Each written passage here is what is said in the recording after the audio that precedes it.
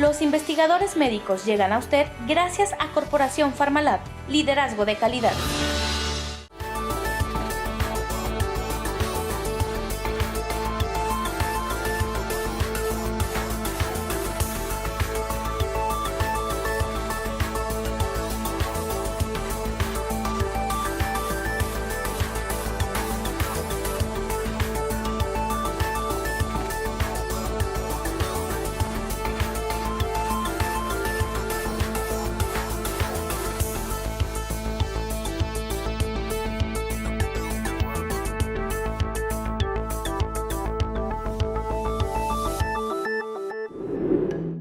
Según la OMS, la diabetes es una enfermedad crónica que aparece cuando el páncreas no produce insulina suficiente o cuando el organismo no utiliza eficazmente la insulina que produce. La insulina es una hormona que regula el azúcar en la sangre. El efecto de la diabetes no controlada es la hiperglucemia o aumento del azúcar en la sangre, que con el tiempo daña gravemente muchos órganos y sistemas, especialmente los nervios y los vasos sanguíneos. Desde 1980, el número de personas con diabetes casi se ha cuadruplicado. La prevalencia de la enfermedad está aumentando en todo el mundo, especialmente en los países de ingresos bajos y medios. Aunque las causas de este incremento son complejas, este se debe en parte al aumento del número de personas con sobrepeso u obesidad y a la inactividad física generalizada. Todos los tipos de diabetes pueden provocar complicaciones en diversas partes del organismo e incrementar el riesgo de muerte prematura. Gran parte de los casos de diabetes y sus complicaciones podrían prevenirse manteniendo una dieta saludable, una actividad física regular y un peso corporal normal, y evitando el consumo de tabaco. Existen 3 tipos de diabetes: tipo 1, tipo 2 y gestacional. En este programa de los investigadores médicos hablaremos de cada una de ellas, qué las provoca, cómo detectarlas, su tratamiento y cómo prevenirlas. Hay una entidad que tiene fijada la preocupación del mundo de la medicina y es la diabetes.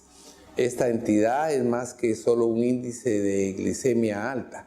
Es una enfermedad que afecta a los vasos pequeños de la economía, cerebro, retina, corazón, riñones y extremidades. La diabetes va en un incremento asombroso. 108 millones en 1980 y casi 420 millones en 2016. Es pavorosa esta condición. Nicaragua no es la excepción y esta enfermedad va en incremento. Para hablar de diabetes, de lo que significa, de lo que hay hoy en día de conocimiento de lo biomolecular y de una nueva manera de abordaje, está con nosotros el doctor Amán Arauz. El doctor Amán Arauz es médico y cirujano y además es diabetólogo. Doctor, bienvenido. Qué gusto que estés aquí con nosotros en Los Investigadores Médicos. Muchas gracias. Y nos place mucho que participemos en esto porque tal como hicimos el preámbulo, la diabetes es una condición complicada, pero quiero dejar en tus palabras que nos amplíes más acerca de ella. Bueno, la diabetes es una enfermedad crónica, ¿verdad? Crónica que va en aumento, como decía usted, en el número está asociado frecuentemente en un 90% al aumento de peso y a las alimentaciones poco saludables, digámoslo así, en la población. Nicaragua ha venido también presentando un aumento importante en la diabetes, y el problema de la diabetes son las complicaciones también. Las complicaciones crónicas a niveles de ojo, riñones, cardíacas, ¿verdad? Neuropáticas, incluso digestivas. En Nicaragua nosotros estamos tratando de evitar que el paciente se nos haga diabético. Entonces estamos haciendo más énfasis en los pacientes prediabéticos, por lo menos en mi caso, tratando de captar al paciente tempranamente, porque está demostrado que si vos captas a alguien tempranamente, pues las complicaciones a largo plazo van a presentarse o muy tardíamente o no van a presentarse, y eso mejora la calidad de vida de las personas, y eso es lo que nosotros estamos enfocados en la medicina preventiva, aparte de los costos, pues que claro, también son elevados cuando tienes una complicación. Entonces la diabetes pues tenemos también niños afectados con la diabetes tipo 1, tenemos embarazadas afectadas con la diabetes gestacional, pero el mayor grosor poblacional de diabéticos está en las personas mayores de 35 años, es la diabetes tipo 2. En los diabéticos tipo 2 estamos viendo que cada día pues hay personas que se apegan a la alimentación, al ejercicio, a los planes que uno hace, porque este es un trabajo múltiple. Trabaja el dietólogo, trabaja el oftalmólogo, pero hay pacientes que tienen poco apego a esto. Y ahí es donde están presentándose más complicaciones en estos pacientes. La idea es que nosotros vayamos cada día investigando más acerca de cuáles son las ventanas terapéuticas que se nos están ofreciendo en estos momentos. Y estudiar la diabetes desde la parte celular, que es donde se comienzan a dar los cambios metabólicos, sería pues un buen inicio para prevenir que el paciente se nos haga o diabético o alargar ese periodo que se nos va a volver diabético. Mejorando la calidad de vida de las personas, mejoramos muchas cosas. Entonces, la idea de, por ejemplo, captar a un paciente prediabético que ya tiene cambios en el metabolismo, pero que no están tan floridos como para ser diagnosticado como diabetes, es la idea que nosotros tenemos con la parte de los fármacos ahora. ¿Qué tendría que hacerse o cuál es la recomendación que hay para detectar a un paciente en fase prediabética? ¿Qué es lo que tiene que hacer la población? Usualmente la prediabetes es asintomática. Generalmente es asintomática. El examen sencillo de glucosa en ayuna, ¿verdad? O la glucosa a las 2 horas, a la hemoglobina glicosilada, cualquiera de las 3 pruebas te pueden ayudar mucho a diagnosticar mucha gente prediabética. Nosotros hicimos un estudio en el Hospital Militar donde captamos pacientes prediabéticos y captamos pacientes que los metimos a tratamiento farmacológico y a dieta y ejercicio. Y resultó que la dieta y ejercicio fue muy superior en términos de evitar que te hicieras diabético, en términos de bajar los niveles de glucosa, que usar solo el fármaco. Entonces, la captación, la más sencilla, es hacer la glucosa de ayuna. Si el paciente está entre 101 y 125, ahí comenzamos a trabajar con ellos, que ya son prediabéticos y generalmente son asintomáticos. Entonces, la glucosa de ayuno pues sería la prueba de elección. O sea que de alguna manera siempre la insistencia es detección temprana, visita al médico, hábitos conductuales y alimenticios, como bien lo describe el doctor Arauz. Me atrajo mucho cuando platicábamos acerca de todos los cambios celulares que tú describías también que hay alrededor de la diabetes. Cuéntanos un poco más acerca de eso.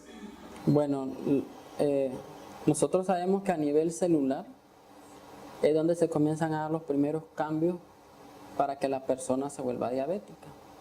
Estamos hablando de resistencia de los receptores de insulina, no hay receptores o hay muy pocos receptores, cambios mitocondriales, cambios en la membrana celular, problemas de transporte de glucosa, problemas enzimáticos y todo eso a nivel celular después se va aumentando a nivel del órgano, o sea, páncreas. Como te decía hace rato, cuando captamos un diabético ya el 50% del páncreas está con lesión en sus células. Entonces, si nosotros captamos un prediabético es porque ya está teniendo cambios, digamos, celulares, ya sea enzimático, ya sea a nivel de receptores, o ya sea a nivel de membrana.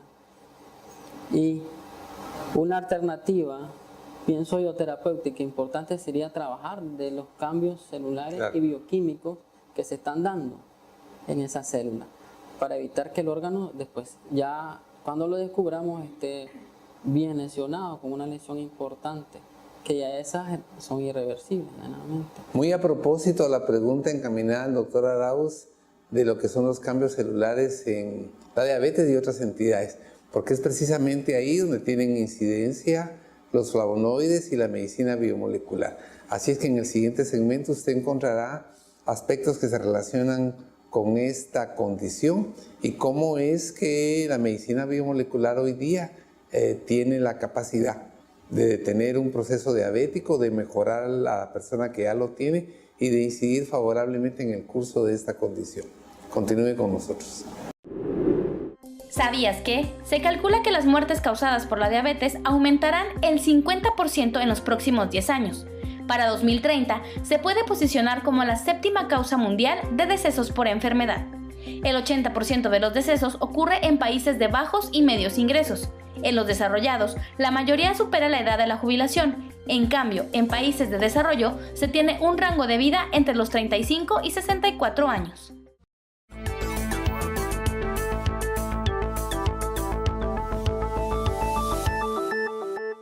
Lo más importante es su salud.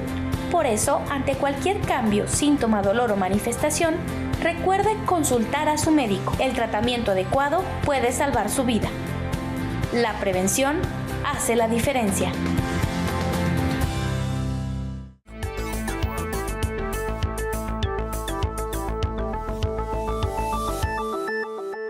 Mi nombre es Marlene García, soy nutricionista y el día de hoy en el programa estaremos platicando acerca de cómo debemos alimentarnos las personas con diabetes. Así que vamos a empezar platicándoles acerca de cuáles son los principales objetivos de mejorar la alimentación y nutrición de una persona diabética.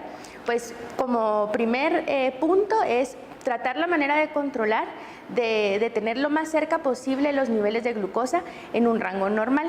Además, tenemos como objetivo disminuir la presión arterial, disminuir los riesgos cardiovasculares de las personas diabéticas, ya que las personas con diabetes tienen un mayor riesgo de desarrollar enfermedades cardiovasculares. Y por último, tenemos el objetivo de mejorar el bienestar en general del paciente. Así que vamos a hablar acerca de algunos puntos de alimentación que son importantes. Primero debemos hablar de los carbohidratos. Los carbohidratos son importantes, debemos incluirlos todos los días en nuestra dieta, a pesar de todos los mitos que existen alrededor de ellos. Los carbohidratos son una excelente fuente de energía, además nos brindan importantes vitaminas y minerales. Aquí lo que debemos hacer es asesorarnos por un profesional que nos pueda enseñar cuántos carbohidratos debemos comer. Existe un conteo de carbohidratos que si tenemos un tratamiento con insulina debemos aprender a contar los carbohidratos que consumimos en nuestra dieta, pero no debemos excluirlos, debemos principalmente elegir carbohidratos que sean complejos. ¿En donde los encontramos? En cereales que son integrales como la avena, como el pan integral, el arroz integral, la pasta integral, y no olvidemos incluir muchas frutas y vegetales cada día, por lo menos en 3 tiempos de comida. Luego tenemos la fibra también es muy importante, nos ayuda a controlar bien nuestra digestión y también ayuda a que la carga glucémica de los alimentos sea menor. Esto quiere decir que nuestros niveles de insulina van a aumentar de manera más lenta. Luego tenemos el grupo de las grasas. Es muy importante que las personas diabéticas aprendan a seleccionar grasas que son saludables. Debemos evitar las grasas saturadas y las grasas trans, que las encontramos principalmente en alimentos fritos, en los lácteos enteros y en las carnes rojas. Mejor prefiramos ácidos grasos que sean monoinsaturados, poliinsaturados, en donde los podemos encontrar en alimentos como el aguacate, como el aceite de oliva, las semillas y las nueces, como las almendras, las manías, las semillas de girasol. Estas son buenas fuentes de ácidos grasos mono y poliinsaturados. Además nos brindan vitaminas antioxidantes como la vitamina E y el mineral selenio. Y por último, pero no menos importante, debemos considerar la actividad física y el ejercicio cada día, siempre supervisados por un médico, siempre supervisados por un profesional, sobre todo si tenemos una terapia con insulina. Pero la actividad física y el ejercicio debe ser parte de todos los días de nuestra vida, ¿verdad? Debemos incluirlo, especialmente un ejercicio tipo aeróbico, que no requiera demasiado esfuerzo, pero que sí nos ayude a disminuir todo el riesgo cardiovascular y en general el riesgo de desarrollar todas las complicaciones de la diabetes. Si bien es importante conocer en qué consiste una enfermedad o una patología, cómo se manifiesta. Es igualmente importante saber que hay una solución para esto. El estrés oxidativo es causa de enfermedad porque daña la estructura y la función de la célula. Daña el ADN, un elemento importantísimo a través del cual se da toda la información para que la célula se replique, obedezca cuándo morir, se señalice, tenga toda una condición de vida normal y natural. Y esto se ve alterado en este tipo de enfermedades. Para esta parte importante, el doctor Arau nos explicará acerca de esta condición en la que el estrés oxidativo tiene importancia y luego pasaremos a ver cómo los flavonoides inciden adecuadamente en trabajar en favor de la persona en este tipo de patología. Bueno, recordemos que en la diabetes siempre hay un componente genético, generalmente familiar. Es uno de los factores de riesgo que le llamamos nosotros. Pero en la parte celular es donde se da el origen, de los cambios que van a haber luego en la parte metabólica. Entonces, la idea es mejorar, digámoslo así, la salud de la célula, mejorar su funcionamiento de todos los organelos, mantenerlo óptimo para que la enfermedad no aparezca, y si va a aparecer, que sea retardado esta aparición para que las complicaciones no se den. Entonces, los primeros cambios celulares y enzimáticos que se van a dar en la diabetes son los que provocan luego el daño al órgano, que en este caso el páncreas, que es el primero que se va a dañar. Entonces, el medicamento, al darle estabilidad a la membrana celular, al mejorar el funcionamiento inmunológico, al trabajar en el estrés oxidativo, como le decía usted, eso ayuda a que la célula trabaje mejor su proceso enzimático, o lo que le llamamos bioquímico. Este trabajo bioquímico óptimo, digámoslo así, es lo que en algún momento puede ayudarte a que no aparezca la diabetes tempranamente, o a retrasarla o a que no aparezca. Entonces, la idea de trabajar desde a nivel molecular en mitocondria, trabajar en el ADN, de trabajar en los receptores, de trabajar en la membrana, dándole estabilidad, dándole buen funcionamiento a la mitocondria, ayudaría mucho a que el paciente diabético o se controle mejor si ya es diabético y no se aparezcan las complicaciones, o a retardar la enfermedad o a que no aparezca. Yo creo que son tres elementos importantes. Por ejemplo, yo he usado en pacientes prediabéticos el Intox, y he tenido pacientes prediabéticos que solo usan fármacos, y he mirado que pacientes prediabéticos con Lipton, muy bajo el porcentaje que se pasan al grupo de diabéticos, comparado con los pacientes que solo usan fármacos. Estos pacientes, un número importante, pasan a diabetes más rápido. En estos poco tiempo, pues, que son 2 años, hemos mirado eso en estos pacientes, y entonces la idea es, una vez que voy a tener un nivel de referencia, pues tratar de dar en más ese beneficio a todos los pacientes prediabéticos, pues, que es lo que nosotros queremos. Ahora, en los pacientes diabéticos, pues también es otro tema de investigación que hay que ver qué podemos hacer con ellos también, el beneficio que puede tener. De hecho, si ya tienes niveles altos de glicemia, pues en términos fisiológicos, pues son bastante parecidos. Lo único que no tenés tal vez tanto daño por el tiempo en el prediabético como en el diabético, pero la idea es que puede ayudar mucho a las células dañadas de los diabéticos. Como decíamos al inicio, acordémonos que hay daño endotelial a nivel renal, a nivel ocular, a nivel neuronal. Entonces, yo pienso que el beneficio podría ser muy amplio si logramos darle esta estabilidad bioquímica a la célula en general. Recordémonos que la mayoría de los diabéticos tienen síndrome metabólico. Claro. No es que son diabéticos puros, en general, tal vez el 80% o son hipertensos, o tienen dislipidemia, o tienen alguna otra enfermedad asociada crónica. Y ya no digamos que aparte de eso se te complican a veces con neumonía, se te complican con prediabéticos, se te complican con neuropatía, gastroparesia diabética. Entonces, yo pienso que muchos beneficios podríamos obtener pues, con el fármaco asociado al tratamiento, sobre todo que no hay interacciones medicamentosas, pues hasta el momento con los que yo he usado, los pacientes que yo he utilizado, no me han hablado de alguna interacción con algún otro fármaco que utilice, ya sea antihipertensivo, y eso es importante, ¿verdad? La tolerabilidad, que le llamamos que sea tolerable y que sea efectivo. ¿Qué tan tempranamente o en qué periodo de tiempo has empezado tú en tu casuística, aunque hay casos, cada caso es individual obviamente, a ver resultados, doctora Mann? Bueno, como le mencionaba, desde hace 2 años que conocí el fármaco, he comenzado a utilizarlo. Lo primero que hice fue dividir en 2 grupos, ¿no? Al azar. Pacientes prediabéticos con Linton y otros sin Linton. Y digamos que de 10 pacientes con Linton, solamente tal vez 1 o 2 se han pasado a diabetes en este periodo digamos, de 2 años.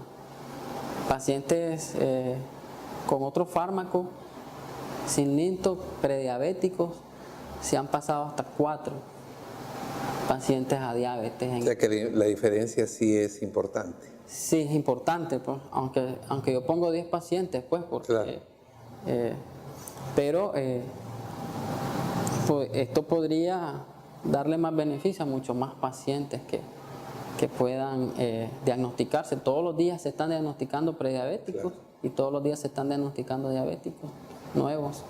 Entonces, para mí es importantísimo que conozcamos el producto, lo usemos y miremos el beneficio y hagamos las comparaciones, pues que es lo que generalmente hacemos nosotros para ver si está dando resultados o no. Importantísima la parte que concluye el doctor como un énfasis de él en el qué hacer preventivo es detectar al paciente en esa fase prediabética, que no tornen a diabetes, y cómo el uso del Limtox ha contribuido en ese sentido. Un mensaje, doctora Mann, desde tu especialidad para la población, para que esté atenta a través de todo lo que tú nos has platicado, a prevenir, detectar tempranamente, y también un mensaje a los colegas relacionados con todo este nuevo grupo de ustedes que a través del conocimiento de lo que son cambios biocelulares en la enfermedad, también debe de ser esa la propuesta en la resolución. Bueno, yo los invito a los colegas que se informen de los cambios celulares que pueden beneficiarse el paciente con Linton, y también que lo comprueben con los exámenes de laboratorio, con la mejoría de los síntomas, primero la clínica, ¿verdad? Con la mejoría de los síntomas, que lo usen con seguridad porque no tiene efectos adversos, es tolerable y sobre todo que puede usarse concomitantemente con otros tratamientos, porque generalmente el paciente diabético tiene otras enfermedades asociadas, pero sobre todo a la población, la medicina preventiva es en lo que nosotros hacemos énfasis.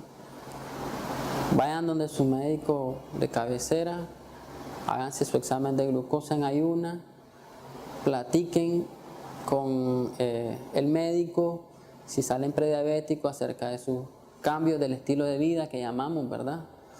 Y sobre todo encontremos a los pacientes desde que están en prediabetes.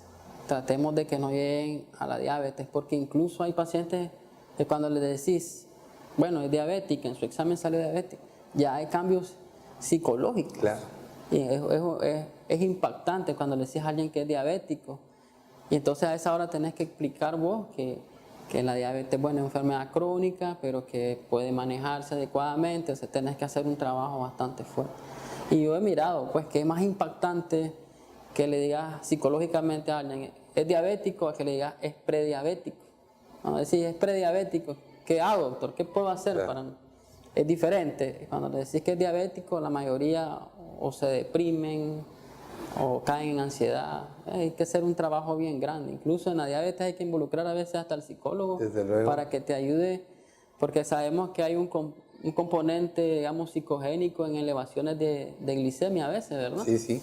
Entonces, es un trabajo múltiple, pero lo primero que hay que hacer es diagnosticar y captar los pacientes y luego no tener miedo de utilizar un producto que va a trabajar a nivel enzimático, a nivel de membrana celular, a nivel de receptores, de elevar estabilidad a la célula y le estás dando beneficio al paciente en su calidad de vida, que es lo que nosotros queremos, prevenir antes que llegue y seguir pues teniendo experiencia con él ya en pacientes diabéticos, ya con o sin complicaciones, a ver también qué beneficios obtenemos. Pues los invito a los colegas a que ellos también hagan sus propias conclusiones, ¿verdad? Y sus propios estudios en su consultorio. Que es como debe ser, ¿verdad? Que tengan su propia evidencia basada en resultados. Así es.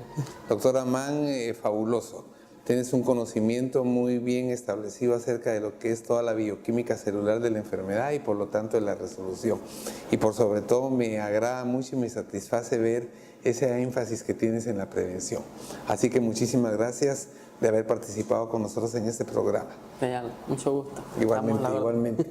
Y ustedes reconozcan, tal como dijo el Premio Nobel de Medicina, la enfermedad por sí sola no existe. Somos nosotros los que formamos un medio propicio para que la enfermedad se instale.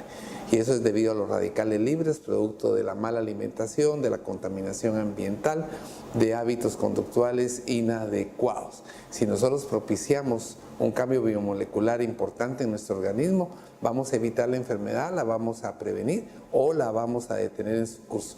Hoy fue muy agradable y muy didáctico toda la información que nos dejó el doctor Amán Arau. Yo soy el doctor Jacobo Aguilar, de los investigadores médicos, y sumamente complacido de estar compartiendo con toda esta gran gama de especialistas aquí en Nicaragua para llevar salud, bienestar y optimización a la población.